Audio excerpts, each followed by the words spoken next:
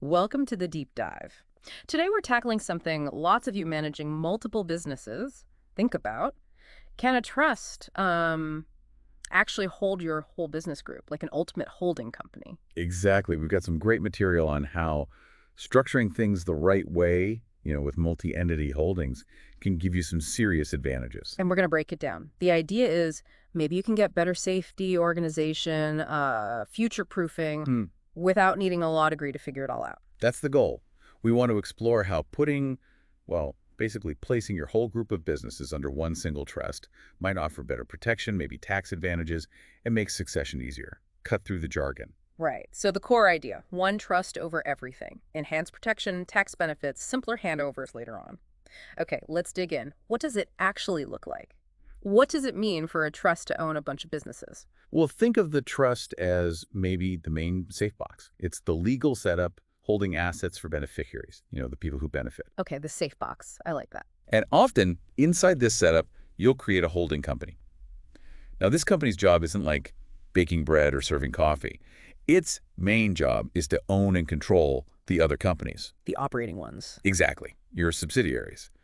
The bakery, the coffee shop, the delivery service. Those are the ones doing the actual business. So let me make sure I've got this straight. The trust owns the holding company, and then that holding company owns the individual businesses, like the bakery and shop. You got it. That's the structure.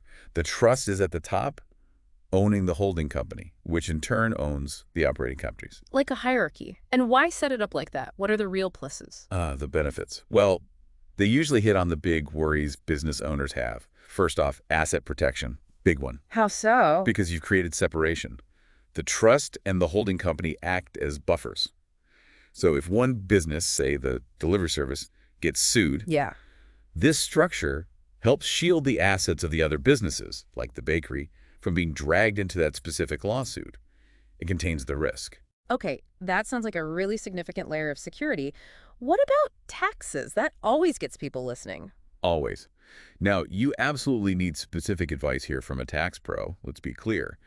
But yes, there can be potential tax efficiencies. Such as? Well, depending on the trust type and how it's all set up, you might be able to manage taxes more centrally for the group, maybe simplify filings, and importantly, for estate planning. Ah, passing it on. Right. Certain trusts can really help when it comes to transferring the business to the next generation, potentially reducing the estate tax hit. And you mentioned estate planning. How does this structure make that handover smoother? Well, think about it. The trust owns the holding company, and that holding company controls everything underneath. So transferring business, it becomes much more about dealing with the trust or the holding company ownership. Instead of trying to transfer like 4 separate businesses individually. Exactly. It avoids that complexity. Should be a smoother transition, less disruption, and again, potentially better from a tax perspective for your heirs. So a key theme here seems to be building these legal firewalls, right? Separating the risky day-to-day stuff in one business from the core value held elsewhere in the structure. Precisely. It's about layers, building in protection for the whole enterprise you've worked so hard on. Let's make this concrete. Give us an example. Who's someone this would really help? Okay, let's imagine Sarah. She's a real go-getter, owns a successful bakery downtown. Nice. And she also has a busy coffee shop in another part of town, a catering business that's taking off, and even her own little delivery company with a couple of vans. Wow. Okay, so quite a mix. Different operations, different risks, I imagine. Exactly that. Each one has its own books, its own potential problems. Managing all that separately can get complicated legally and financially. I can see that. What's a potential issue for her setup as it is? Well, say one of her delivery vans gets into a bad accident. A serious lawsuit follows against the delivery company. If she doesn't have a structure, like we're discussing, the assets of her profitable bakery, her coffee shop, they could potentially be at risk in that lawsuit. Oof. So the success in one area could be wiped out by a problem in another. Potentially, yes. Yeah. And think about the future. If she wants to pass all this on to her kids eventually, dealing with 4 separate companies could be a real headache. Lots of paperwork, different valuations. Right. Sounds like a prime candidate for needing a better framework. So how would the trust and holding company model fix this for Sarah? Okay, so Sarah could work with advisors to set up, say, a family trust. That trust then becomes the legal owner of a new holding company she creates. Let's call it Sarah Holdings. Okay. And Sarah Holdings, in turn, would legally own all four of her operating businesses, the shares or assets of the bakery, the coffee shop, the catering part, and the delivery service. Ah, that layered approach again. Trust owns Holding Co. Holding Co. owns the individual businesses. What does Sarah gain from doing this immediately and, long term? Well, straight away, that asset protection gets a major boost. Remember the van accident scenario? Yeah. Now, the lawsuit primarily targets the delivery company itself.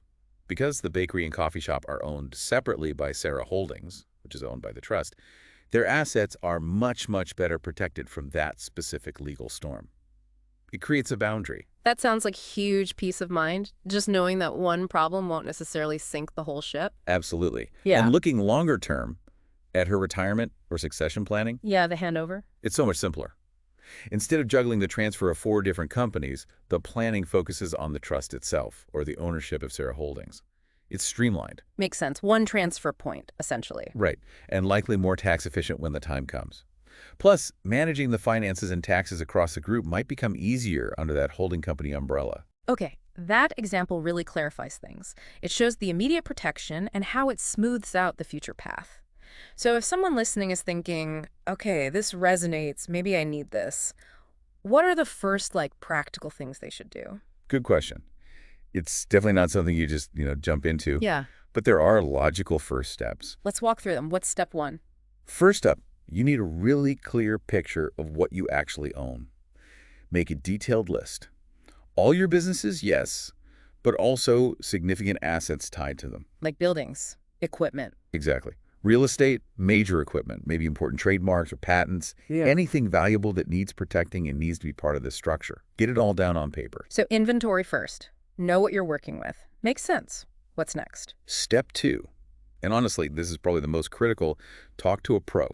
You absolutely need to consult a lawyer or a business advisor who really knows trusts and holding companies inside out. Not just any lawyer, but someone specialized. Definitely. Find someone with specific experience in this area, and when you meet them, tell them up front, I'm interested in using a trust to hold my group of businesses. They can guide you through the specifics for your situation, navigate the legal stuff, the tax rules.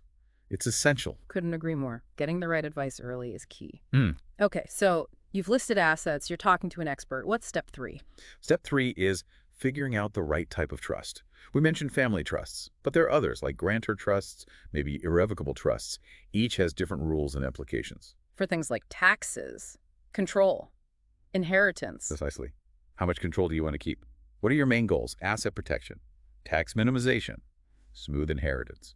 Your advisor will help you weigh the pros and cons and choose the trust structure that aligns best with what you want to achieve. A grantor trust, for instance, might mean you, the person setting it up, still handle the taxes personally, which some prefer. Got it. So the choice of trust matters a lot. Then step 4. Step 4 is where you actually, build the structure legally.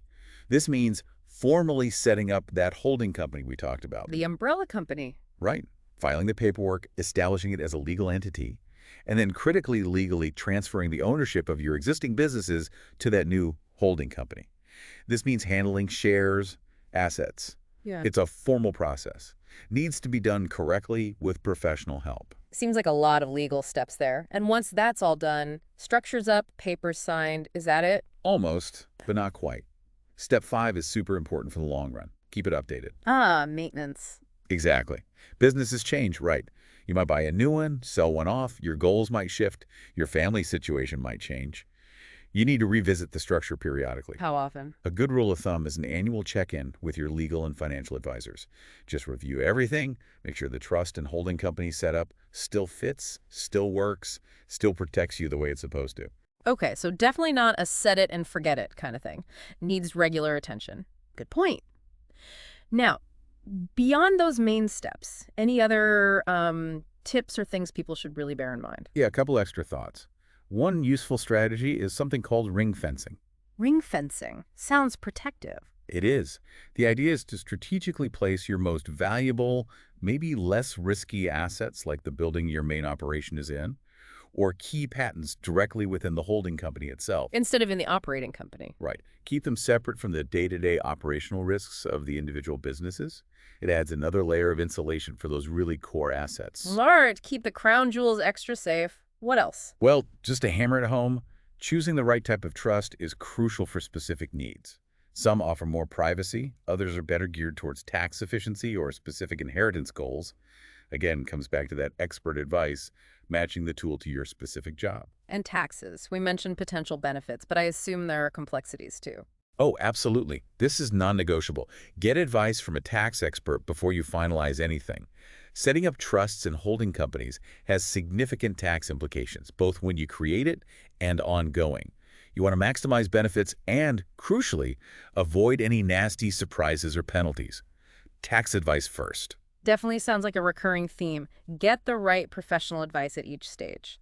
Okay, maybe one more quick example to illustrate the protection aspect. Sure. Think about, say, a successful restaurant owner.